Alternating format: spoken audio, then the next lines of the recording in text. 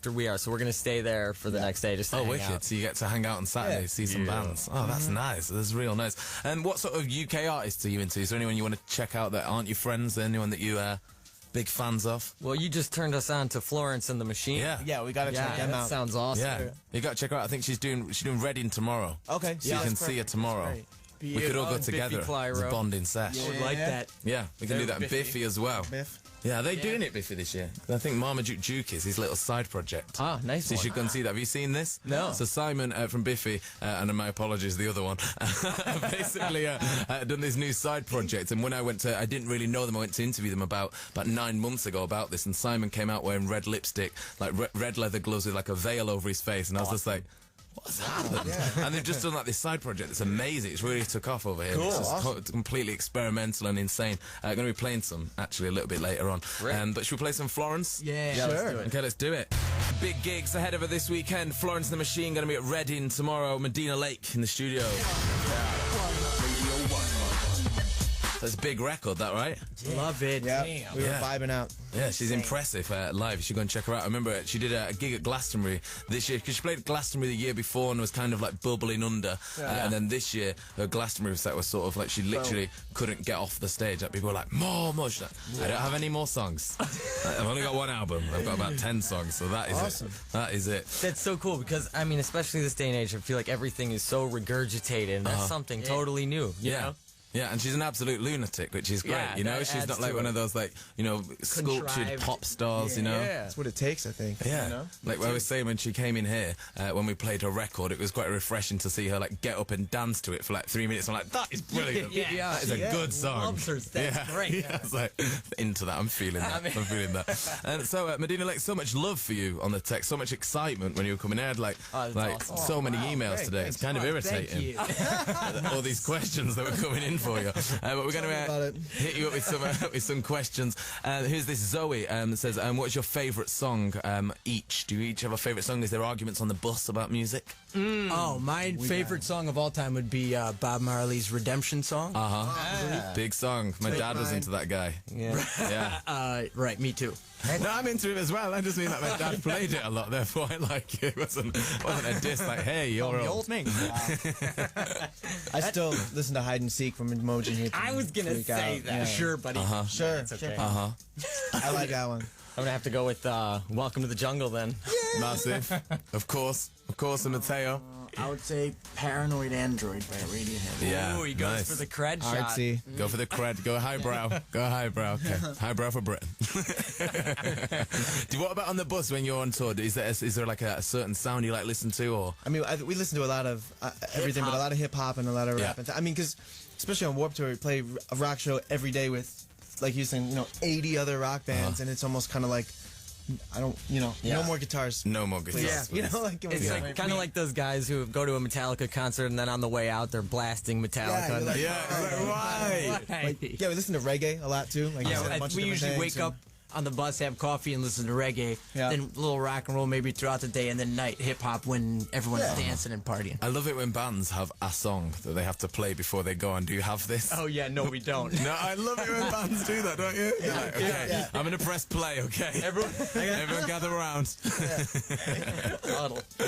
Rasheem says, I've loved you guys for years now. I first saw you in 2007. Are you going to play some... Yes. Are you going to play some smaller shows when you go back to the UK in February? Yes. February. We absolutely are. Thank you, 'cause first of all. Yeah, thanks. We're doing like we did one headlining tour here when the record was about to come out, and we didn't hit nearly as many cities as we wanted to. So we're gonna do a smaller run with Papa Roach. I mean, fewer dates, and then in February when we come back, we're gonna do really comprehensive, like all the cities in between that we've been missing. So amazing. Are you looking forward to Papa Roach tour? I can't wait. It's going to be ridiculous. I love Papa Roach. We've done shows with them before in the States, and they're so fun to watch. Like it's like a real rock and roll band. Yeah. At least. I mean, it's for us. it's the cliche, you know what I mean? It's like the rock star. It is the It's cliche. leather I'll and have it's to check black out and that it's loud and Papa it's Roach show, cool. Papa Roach And show.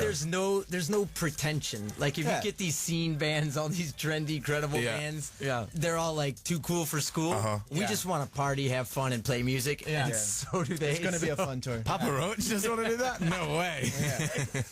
Just lucky. When does that kick off? Is it like October time? I think that September 22? 3 or 4. September 22. 6 or 7. Somewhere in there. The last week. I think it's I have no idea. No idea. Autumn. Should we go with autumn? It's in the Late summer, early autumn. We'll go with that. And then you're on tour, of course, you were saying then in like February. Looking forward to that. Is it nice being with bands, or do you prefer being on your own? It depends on the band. I mean, we're like really easy dudes to get along with. Like, we don't care about anything, really, you know? So We don't care. Yeah, whatever your jam is, we're fine with that. But some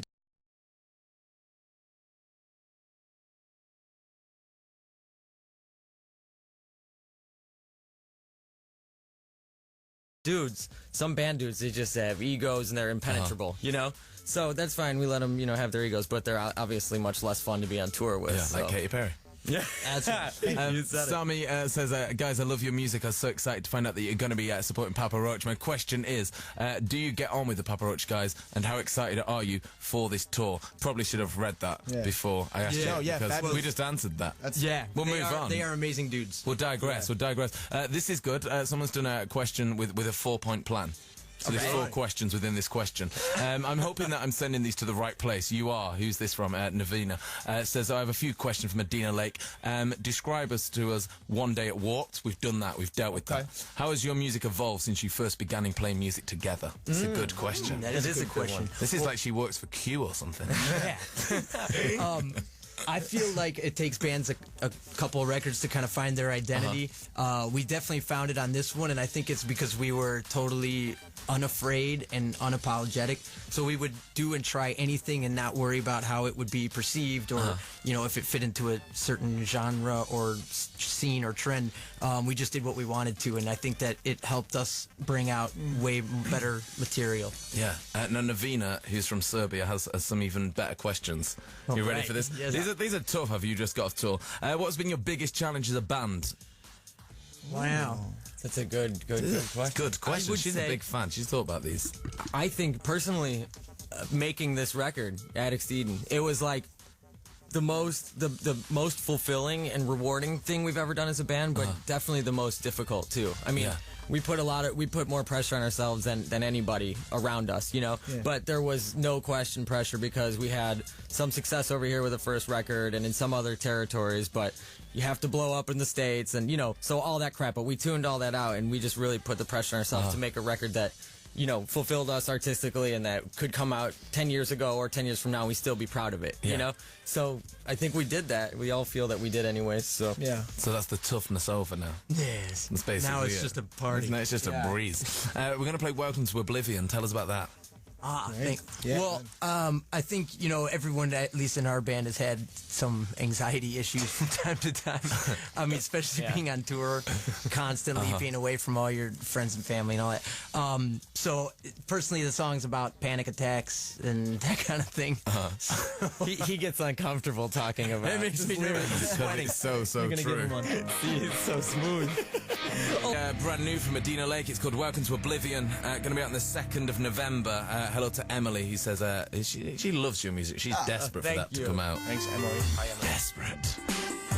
So much love, like I said, on the text and emails and on Facebook and every sort of medium, basically, tonight. That's so amazing. Cool. Yeah, It's honestly, it's impressive. Really is impressive. Hello to Madina Lake. I love them. Can't wait to see them at Reading tomorrow. I made a massive Madina Lake flag, but they know they've been banned. Have you heard about this? This is Izzy who's emailed in. She's done a sad face on this and everything. But basically, the Reading and Leeds have banned flags. You know, everyone has the huge flags. That was my favorite part. Yeah, cool. because everyone complains that they can't see the bands. And then I think they have problems like when they're filming as well, like they can't see your faces. That's a bummer. It's more visually appealing when everyone's representing more those fun for things. us. Yeah, I was going to say, it must be quite a beautiful thing from the stage. Oh, it's amazing. Looking out at that. Yeah, it's beautiful. But maybe they could get away with like little flags. Yeah, if she wants to bring it and somehow get it to us, we'll put it up on the stage. Yeah, we forgot our backdrop, so we could use it. Yeah. You could be great. Maybe you could make a quilt of like disused flags at Reading this year.